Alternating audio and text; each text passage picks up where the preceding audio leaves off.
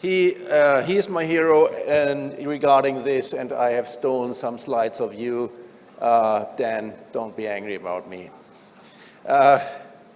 So my disclosures, here are the rules for the panel, and very important, never opposite the moderator.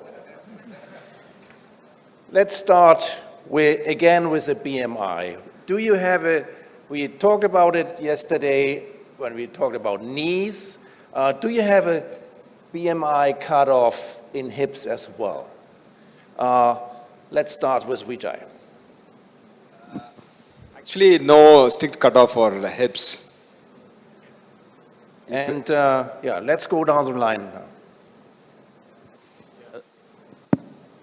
No cutoff in the hips. No cutoff. Same. No.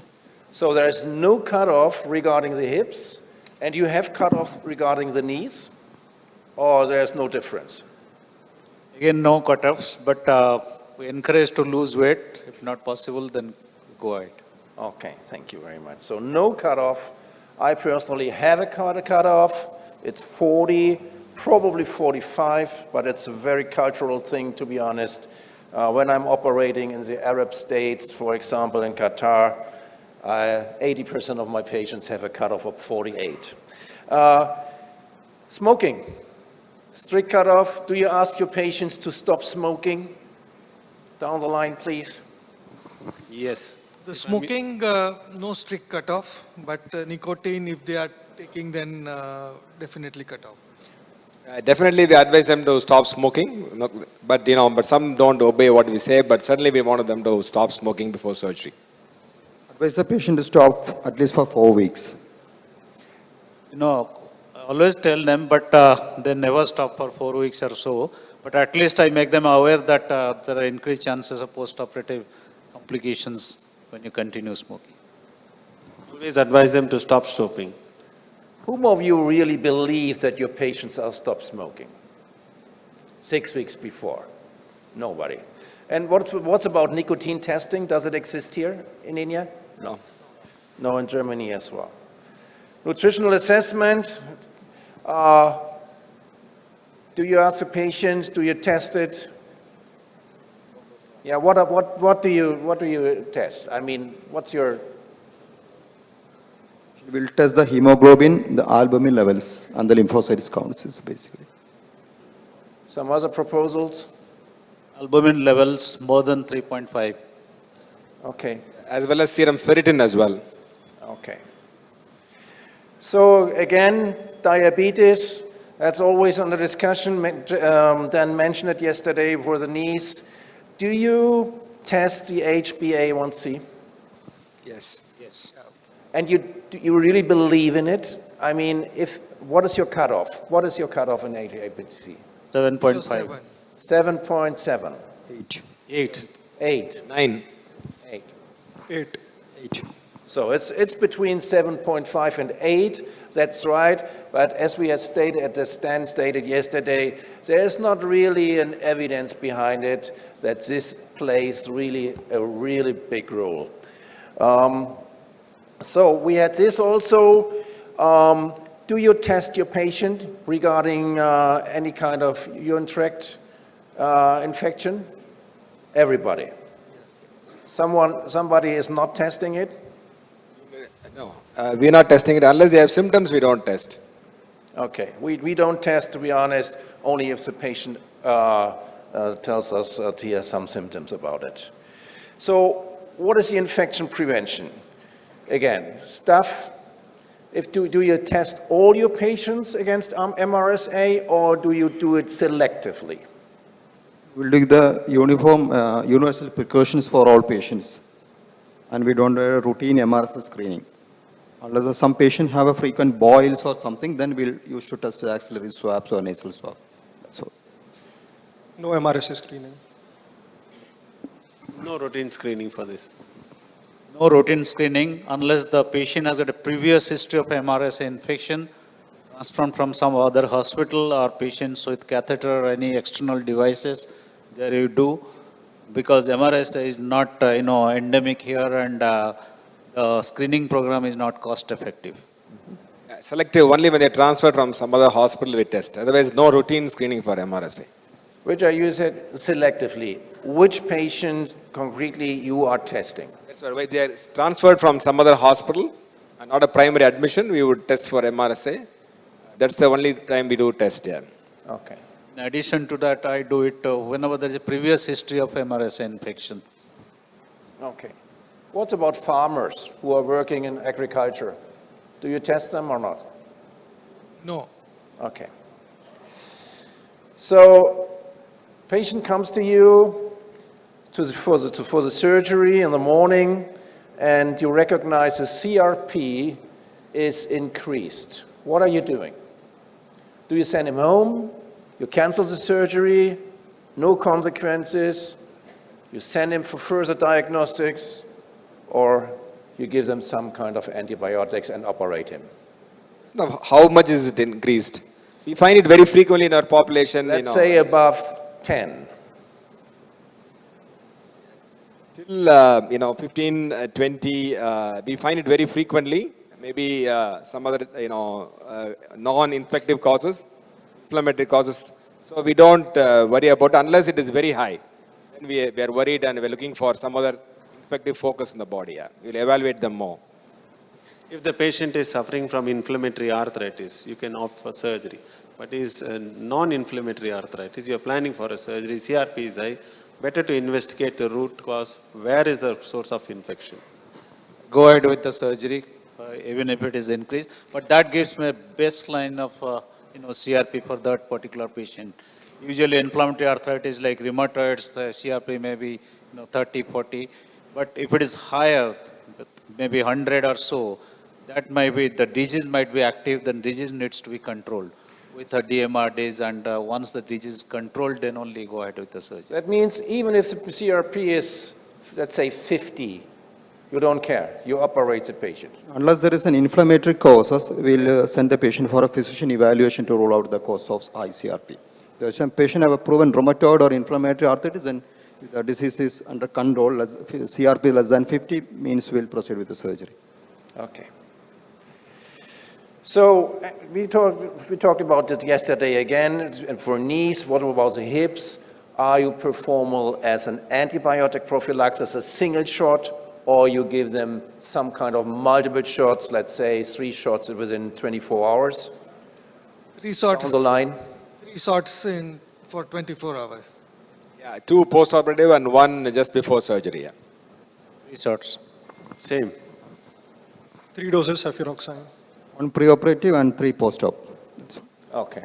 I mean, CDC and World Health Organizations, I recommend single shot at the moment, so, but everybody ignores it. So what is your standard? What's your standard? Yesterday, Arun mentioned cefazolin is not available here. So what's your? Cefuroxime. Cefuroxime. Cefuroxime? Cefuroxime. If Cefuroxime. penicillin resistance then, or allergic, then vancomycin. Vancomycin? We are using ticoplanin. Icoplanine? Cefuroxime and no penicillin allergy testing. What are you doing if the patient is telling you he has an allergy against penicillin? What are you doing? So penicillin and cephalosporins don't have any cross-reactivity. Specifically, if they mention an allergy to cephalosporins, then we test them. But if it's penicillin allergy, then we are not testing. We give ticoplanin. Yeah, ticoplanin as well, yeah. So you always believe your patients if he says he has an allergy against penicillin, or do you test it before? I mean, ticoplanin is not covering everything, so you take some kind of a risk. And a real penicillin allergy is very, very rare. The Mayo Clinic demonstrated it very well recently or some years ago. So you believe him, give him ticoplanin, and that's it. Or do you test him against penicillin? We don't test, we believe the patient. We test for penicillin. So, and again, if the patient has a history of MRSA down the line, What do you give them? His history of Amar S, then we give, linezolid and amikacin combination. Vijay is the same? The same here, yeah. Okay. So do you prefer teicoplanin or vancomycin? Teicoplanin. Prophylaxis is teicoplanin, yeah. Okay. At least in Germany, teicoplanin is much more expensive than vancomycin. So, but it's another story. So, It's because the, vancomycin, you have to give it over a long period, about 2 hours slowly, and the possibility of complications of vancomycin. that's a very important comment. You have to give them at least 1 hour before the surgery. So, what's about if you're performing a primary? We have always this discussion. Do you use antibiotic-loaded bone cement in your primaries? Down the line, please. Only high-risk patient. High-risk patients? No, we don't use in primary. At all, at all. Vijay, at all. So that means, In primary, yeah. yeah, at all. Even if the patient is on a higher risk. Protocol doesn't change, no. Okay. Always use. Always I use R plus G. Same, always, gentamicin.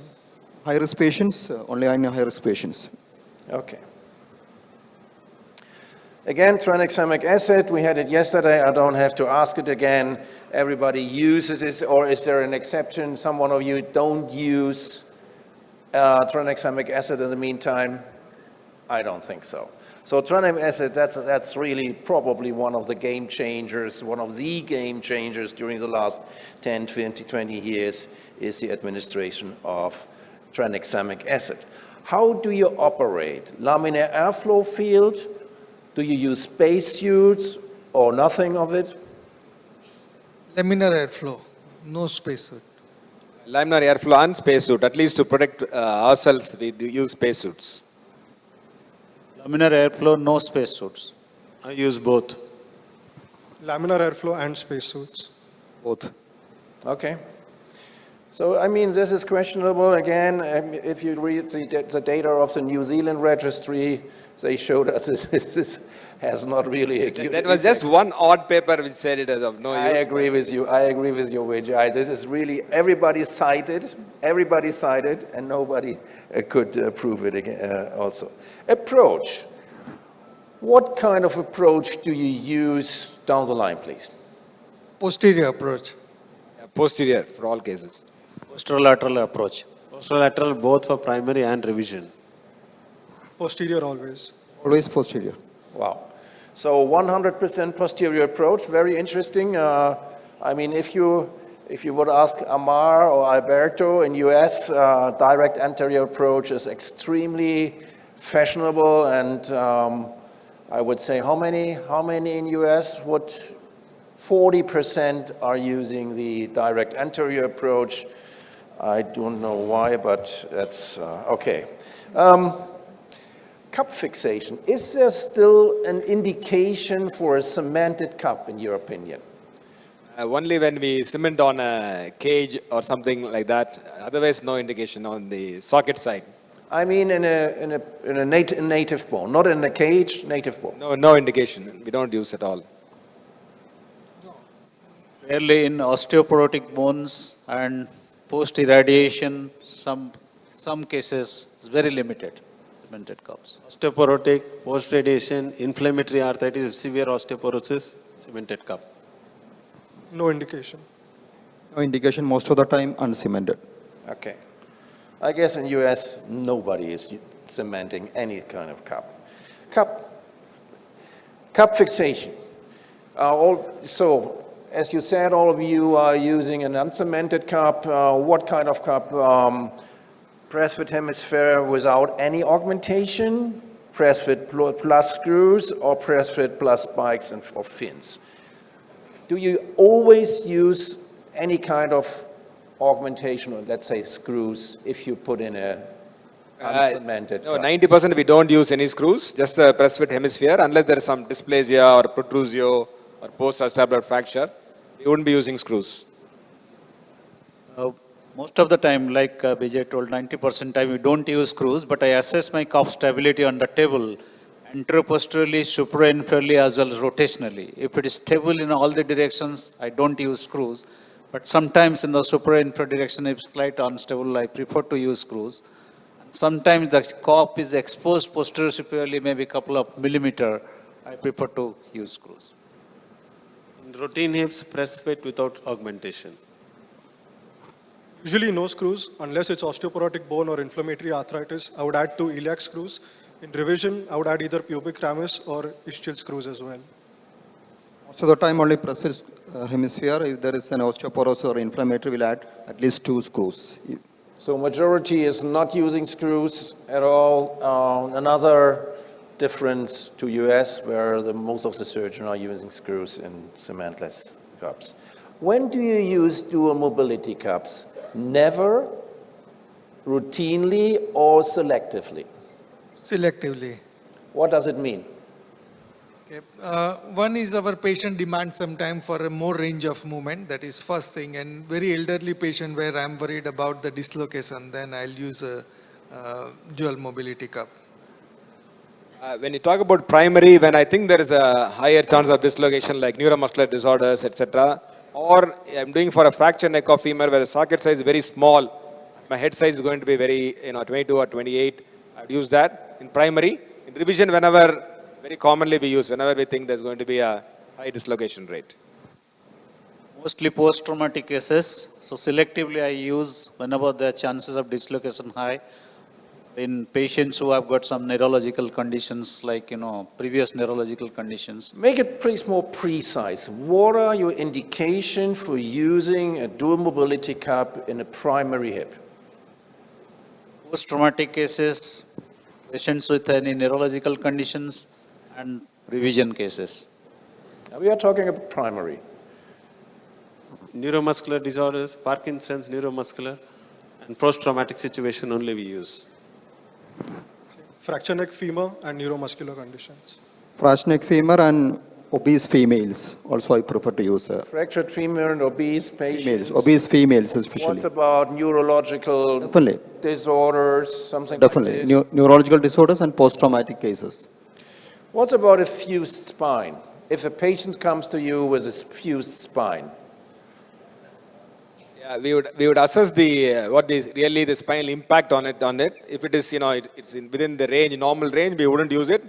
But we find that it is really abnormal, and then we will certainly use a dual mobility. Yeah. But not for all fused spines. okay, Same. because we all know that the dislocation rate in patients with a lumbar spine fusion is extremely high and significantly higher than in all other patients. So at least in my institutions, there's a rule, if we have a fused spine, we use We it. do a large number of these angst patients, so you'll be using very frequently. If we are using in all spine fusions, we see very frequently. So that's the reason why we are selective. Okay. So what's about cemented stem? What are your indications for a cemented stem, or don't use cemented stem at all?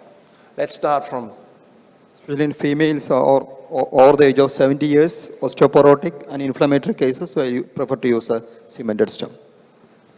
Almost always in hemiarthroplasty. For primary total hips, very rarely.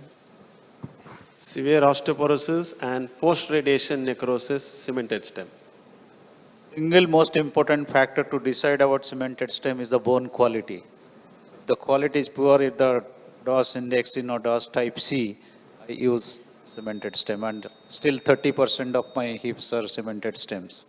What about age, Vijay? Do you have an age cutoff for We don't have an age cutoff, but for fracture neck of femur, we commonly use cemented stems. For THR, if you don't get rotational stability with a non-cemented, no hesitation in moving over to a cemented stem. Do you use some modern cementing techniques, or you still use a finger packing? We all know the Modern cementing technique. Okay. Everybody use irrigation jet lavage, pulsatile jet lavage? Wow. Yes. So let's talk about the age. The Mayo Clinic showed us that really the fracture risk is higher in women 40 times higher in women over 65 years if they are uncemented. So probably we should think about an age cutoff. We had this problem. Do you use, almost all of you use local infiltration anesthesia in knees. Do you use it in hips as well? Yes, we do, yes. Everybody? Everybody. I don't use. Okay. I use all. Did you ever try the peng block? The peng block is that you do the infiltration in the groove of the os pubis, in the anterior part of the. Have you ever heard about it? Not used. Okay, you should do it. It's really, really effective. Bearing, there was two of us, they had a keynote about it. Let's go very quickly through it. What's your choice in, let's say, 95 of your patients, 95% of your patients? Ceramic on poly. I know I spoke on ceramic in that debate against Amar, but now we have moved to crosslink poly 100%. We don't use ceramic on ceramic anymore. Very good, very honest. Ceramic on highly crosslink poly, but if the patient is young, below 40 years or so, I use ceramic quite. Ceramic on poly, but young patient, as you said, I don't hesitate to use ceramic on ceramic. Ceramic on poly, young active patient up to about 30-35, ceramic on ceramic. Same, almost most of the time ceramic on poly, young active, ceramic on ceramic. So this is reflecting exactly what you said. Ceramic on poly is on the rise worldwide. Ceramic on ceramic is not. Do I have 3 minutes more? Parag is not here. So let's shortly talk about leg length discrepancy, which is a disaster for the patient. How do you avoid leg length discrepancy? Very shortly. So from preoperative X-ray and intraoperative, all the parameters, we try to see that we achieve the right limb length. We have published this coaxial stitch, which we use, very reliable, so we don't land much in this problem. Preoperative planning and intraoperative, Dr. Ranawat's method. Same, pre-operative planning and intraoperative measuring the length. Neck osteotomy as per the pre-op plan and Galeazzi test intraoperatively. The pre-op templating and coplanar stitches intraoperatively. Okay, perfect. Cup positioning, how do you orientate yourself during the cup insertion from the other side? Very quickly. I follow with Dr. Vijay's technique of doing inclinometer intraoperatively for the cup positioning. The version is about the combined anteversion is something I look for. Cup version parallel to the transverse acetabular ligament and inclination superior overhang as per the preoperative template. So most of us are posterior surgeons. We have abduction of 45 degrees, anteversion little more, maybe 25 to 30 we go. Use a towel as our reference. Posterior superiorly little uncovering will definitely put your cup in good position. Anatomical landmarks, transverse acetabular ligament, as well as adjust the cup position depending upon the spinopelvic parameter in some cases. The anatomical is transverse acetabular ligament, but sometimes we change based on the spinal parameters. So we have the functional pelvic plane now, and we can change the anatomical to functional. TAL is the main thing, and then of course we see the pelvis position. Is any of you using navigation or robotics in hip surgery? Which I. Okay, last question, VTE prophylaxis, what is your preference? Low molecular weight heparin for 2 weeks. Aspirin, 75 milligrams for 6 weeks. 75 milligram aspirin daily for about 6 weeks. If the patient has got any other, risk factor, then instead of aspirin, I prefer to use Apixaban. Low molecular weight heparins in the hospital, when they get discharged, if the patient is high risk, you continue with low molecular weight heparins. If there are low risk patients, then put an oral anticoagulants. But definitely patient is on prophylaxis. Enoxaparin on day 0 and day 1, thereafter aspirin for 6 weeks. High risk patients in IP, low molecular heparin followed by newer anticoagulants like ROC. In low risk patients, only aspirin for 6 weeks. Okay. Thank you very much for the very clear and honest answers. And we are coming now to a